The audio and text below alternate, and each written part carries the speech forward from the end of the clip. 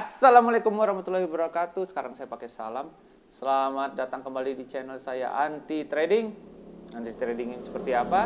Anti Trading yang rugi, merugikan, dan lain-lain ya.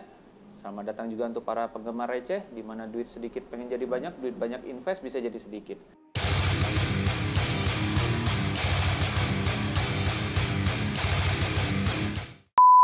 Hari ini kita kebetulan collabs itu gini.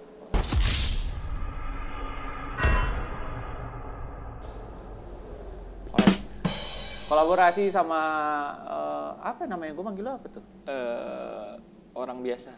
Seorang rakyat jelata, bagian dari masyarakat yang ingin tahu, tertarik dengan video pertama saya yang viewernya itu banyak sekali, maka Anda juga harus nonton video pertama saya itu ya. Luar biasa sekali, banyak sekali poin-poin yang tidak penting di situ ya. Itu yang bikin dia datang ke sini. Nah, perkenalkan ini Mas Muats dari UIN, menggunakan jumper UI. Semoga nanti diterima di UI ya. Amin. Amin ya, Mas Muats. Terima kasih saya sudah diizinkan manjat di konten Anda. Ini Anda mau nanya-nanya ini judulnya ya? Iya, saya mau nanya-nanya seputar trading. Oh, trading ya. Ini kita belum pernah ketemu sebelumnya ya? Oh, belum pernah. Udah dong. Iya, kemarin beli sepeda. Beli sepeda kan? Ketemu di waktu jual beli sepeda kemarin. Bagus dia, anak muda kritis banget ini. Emang udah tahu dunia trading? Nggak pernah tahu ya. Dan saya juga tertarik gara-gara ngeliat kontennya Raditya Dika di podcast, ya di YouTube-nya. Dia emang lagi pengen banget ngebahas tentang finance gitu. Oh, oke. Nah, kebetulan ada salah satu kontennya yang ngebahas tentang saham. Jadi bisnis ini masuk ke Indonesia 1989 pertama kali masuk. Udah lama ya? Udah lama. Jadi bagaimana orang mengenal transaksi di luar transaksi konvensional pada umumnya seperti yang kita lakukan di pasar, di warung dan lain-lain. Iya. Nah, timbullah ada salah satu varian baru untuk bertransaksi namanya bursa. Bursa adalah pasar sebenarnya. Makanya dalam bahasa Inggrisnya market juga kan gitu. Nah, cuma semakin kesini memang regulasinya semakin bagus lah, semakin tertib. Dengan adanya umpamanya tidak semua orang bisa masuk ke bursa menggunakan perantara. Perantara itu bisa broker, bisa pedagang seperti itu. Nah, kemudian di bursa itu terjadi transaksi, perdagangan. Maka kebetulan menggunakan bahasa Inggris dengan istilah trade. Oke. Nah, berniaga, Jual beli, trade. Trade jual beli. Nah, di situ berarti ada pembeli dan ada penjual. Cuma bentuknya, sistemnya tidak seperti fisik. Di mana kita ada barang bisa lihat, ada duit langsung diterima, enggak. Di zaman ini mungkin lebih banyak dilakukan dalam bentuk online. Betul, kalau sekarang lagi hype mungkin karena banyak sekali varian-varian yang menggunakan bahasa trading di bursa. Seperti tadi yang disebutkan tadi, seperti Olim Trade dan Binomo itu, sejauh ini saya sih memang salah satu pilihan yang ada di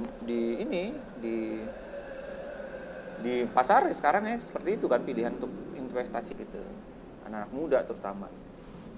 Karena dari rumah kita udah bisa ngasilin duit, bahasa gampangnya kan kayak gitu.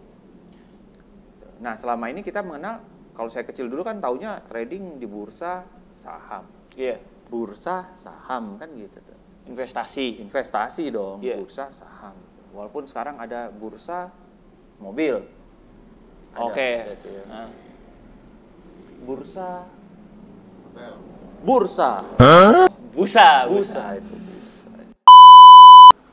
Kalau dulu kita kenalnya saham. Saham itu adalah kertas atau surat berharga.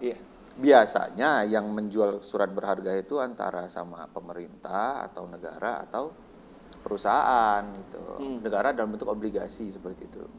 Kalau perusahaan berarti sahamnya. Nah, itu sahamnya adalah surat berharganya, di mana arti dari saham itu kan andil. Andil. Jadi kalau saya punya perusahaan, ya Anda mau andil di sini, ya berarti Anda dapat sekian persennya. Terus pegangannya apa nih? Ya bentuknya dalam surat berharga seperti itu. Kalau dulu analoginya adalah saya pengen ikut di suatu perusahaan A, saya beli sahamnya sekian persen dari perhitungan 100%, maka saya meletakkan dana di situ, yang dana itu akan digunakan untuk perkembangan perusahaannya.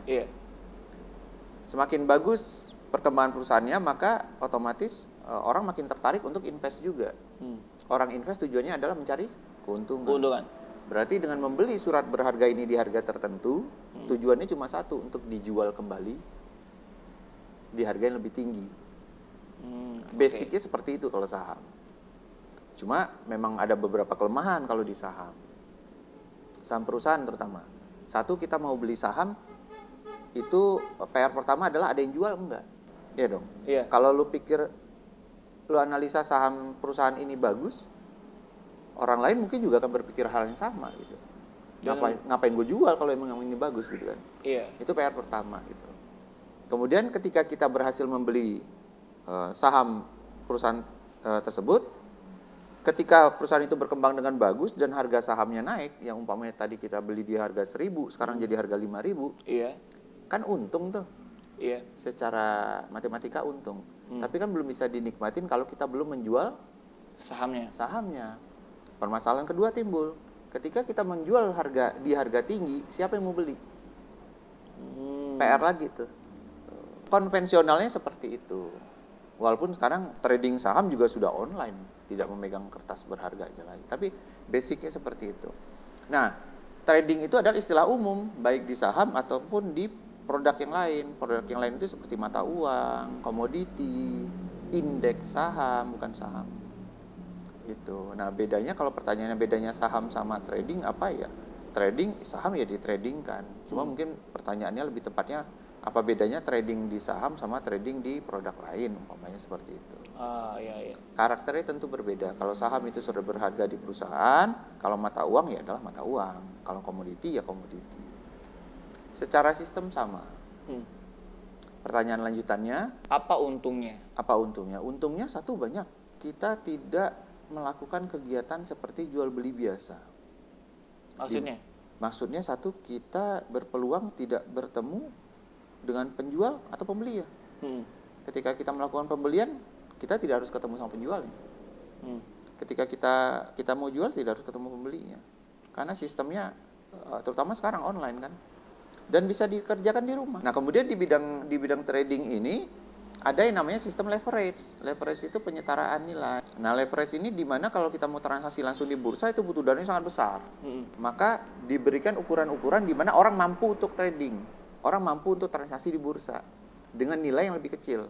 Oke. Ya, kenapa itu ada yang buka investasi 2 juta, 5 juta, 10 juta, 200 ribu ada ya? Ada, 20 ribu. 20 ribu bahkan juga ada. Nah, itu seperti itu. Nah, keuntungannya seperti itu sebenarnya.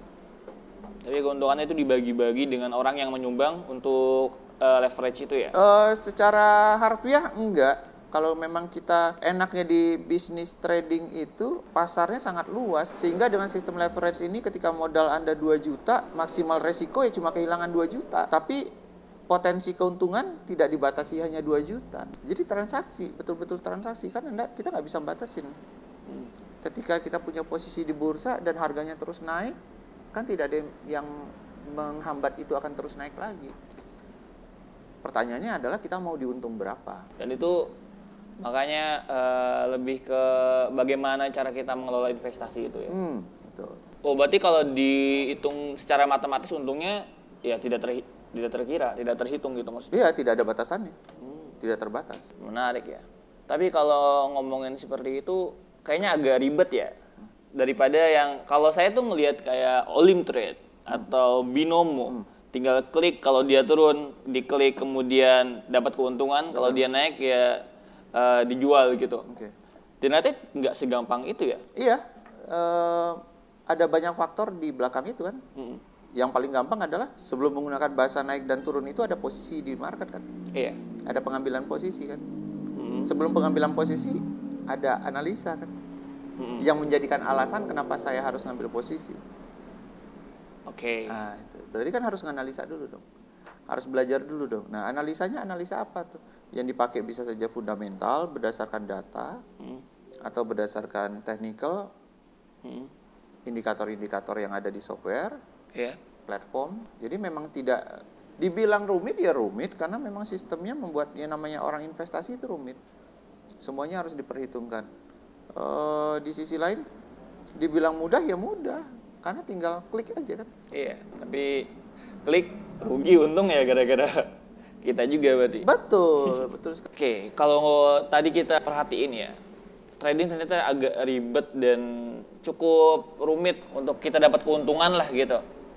Nah, lantas buat orang awam ya, buat saya atau orang-orang yang nggak pernah tahu apa itu saham ataupun trading dan berbagai produknya, apa sih yang mesti kita pelajari sebelum kita nyemplung nih ke dunia pertradingan?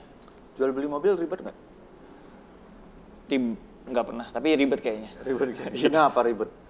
Jual beli mobil ribet karena nggak tahu sih. Harus cari pembeli dong. Harus ada pembeli.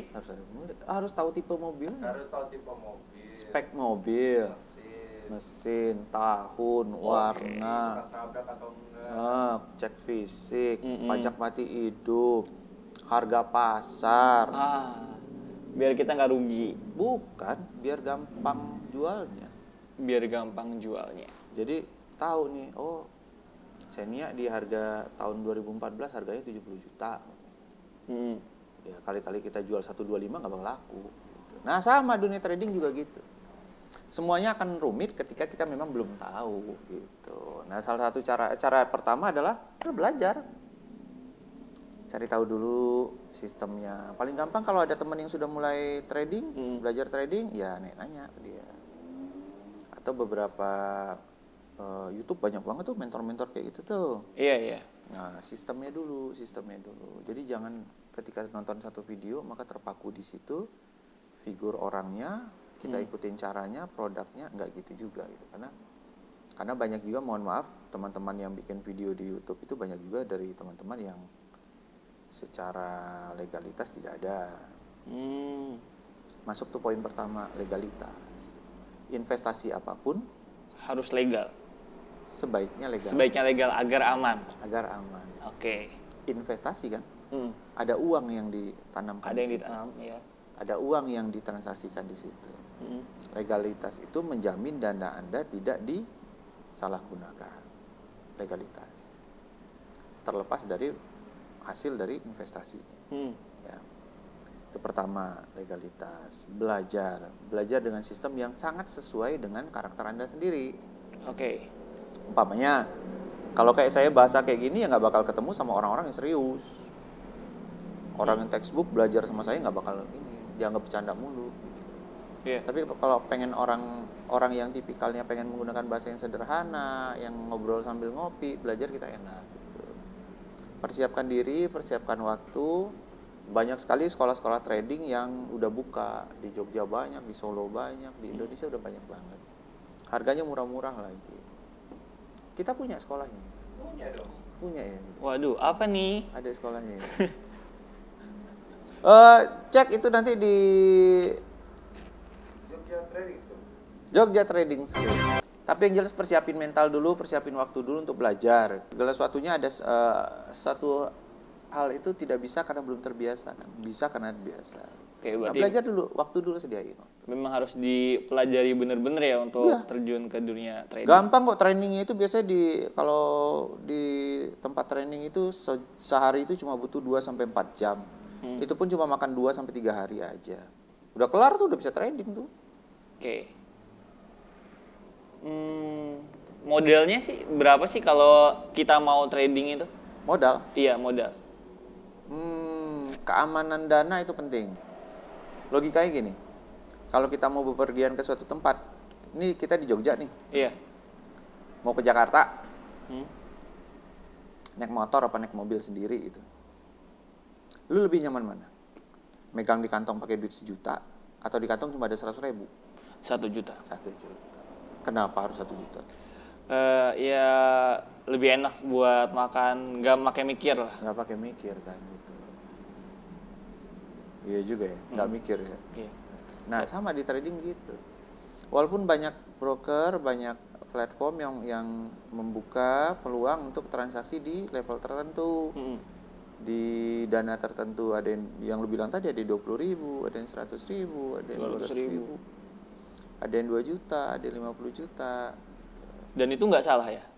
Nggak salah. Kembali lagi patokannya tadi, legalitasnya Oh iya. Harus dilihat. Tapi gitu. kalau kita kalau ke Jakarta dari Bandung punya uang 1.100.000, tapi kita cuma punya uang 100.000, Iya. ya Mau nggak mau kan? mau nggak mau. Pilihannya adalah 100.000 berangkat apa enggak? Iya. Ya, pilihannya berangkat atau enggak? Atau ada nggak kendaraan yang cuma butuh Uang 100.000. 100.000 nyampe di tujuan gitu? Tapi terseok-seok.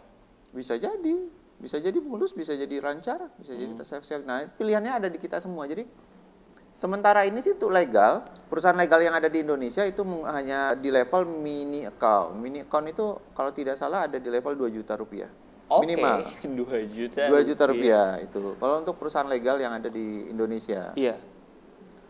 Itu untuk mini account transaksi mulai dari 0,01. Nah, beberapa perusahaan atau broker dari luar mulai dengan mikro dimulai 0,01 itu bisa invest yang 500.000, 200.000. Nah, kembali lagi untuk para calon trader, calon investor yang ingin trading, pertama kenalin dulu gitu. Ini orang yang nyampein produk ini, investasi ini siapa? Iya. Ada kantornya enggak? Orangnya bisa dipercaya enggak? Legalitasnya ada enggak? Kalaupun tidak legal enggak apa-apa, asal bisa dipercaya mungkin ya. Banyak kan kejadian kayak gitu.